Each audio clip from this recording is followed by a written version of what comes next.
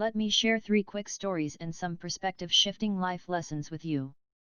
On my nursing shift at the hospital this evening, I was forced into a moment of perspective when I got off my phone, utterly flustered, after having an argument with my husband, and my 8-year-old patient who's dying of leukemia asked me if I was okay.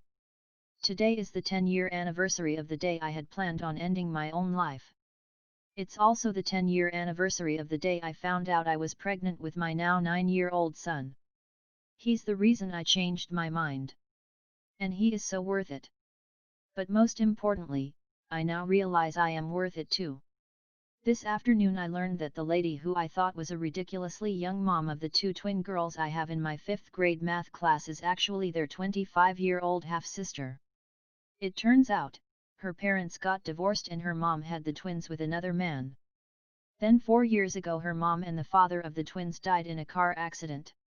The 25-year-old daughter, who was only 21 at the time, took over as their legal guardian and has been raising them ever since.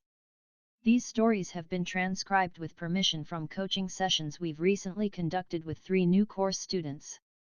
And if there's one thing these students' stories have in common, it's perspective.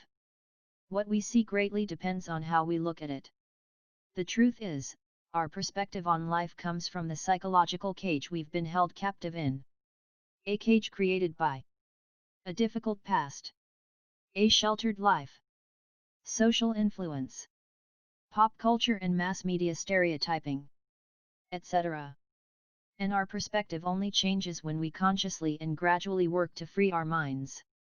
The quotes below, taken from our book and blog archive, are simple reminders I personally read and repeat to myself on a regular basis to keep my mind uncaged and my perspective wide open. When I shared them with the 3 students mentioned above, they all told me they appreciated the extra perspective. Perhaps you will as well. 1. Happiness escapes from those who refuse to see the good in what they have. When life gives you every reason to be negative, think positive. Let go of what you think your life is supposed to be like right now and sincerely appreciate it for everything that it is. 2.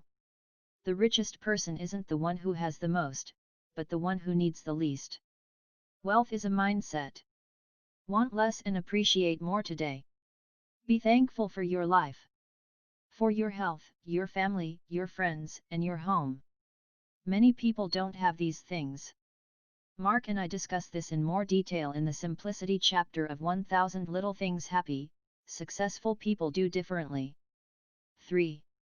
It takes courage to grow and become who you really are. Don't fear change. You may lose something good, but you may also gain something great. 4. Most of your fears are much bigger in your mind than they are in reality. You'll see this for yourself as soon as you face them. 5. If you're lucky enough to have 2 good options, always go with the one that scares you the most, because that's the one that is going to help you grow. 6. Don't stress about the closed doors behind you. New doors are opening every moment and you will see them if you keep stepping forward. And as you're stepping, also keep in mind that we often waste too much of today by worrying about tomorrow. Just be present. Tomorrow will reveal itself exactly as it should. 7. Every difficult situation can be an excuse for poor performance or an opportunity for excellence, depending on the perspective you choose. 8. Even when it's tough, wear a smile anyway. Smiling doesn't always mean you are happy, sometimes it simply means you are strong. And you are. 9. Growth is painful. Change is painful. But in the end, nothing is as painful as staying stuck somewhere you do not belong. It's always better to be exhausted from meaningful work than to be tired of doing nothing. 10.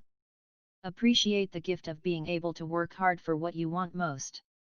And remember that nothing is really work unless you tell yourself that you would rather be doing something else. 11. Do what you have to do, but leave space too. Be flexible. Don't overbook your life with rigid plans. Sometimes great moments happen unplanned and big regrets happen by not reaching exactly what was planned. 12. Instead of getting angry over the words of others, choose to listen, be mindful, and grow stronger one way or another, because of them. Mark and I build mindful communication rituals with our students in the Love and Relationships module of Getting Back to Happy. 13. Life doesn't always give you the people you want, it gives you the people you need, to learn, to grow, and to fall in love. 14. The strongest among us aren't those who show strength you can see, but those who have won incredible inner battles you know nothing about. So be kind. You can't always see people's pain, but they can always feel your kindness. Being kind to people is a peaceful way to live, and a beautiful legacy to leave behind.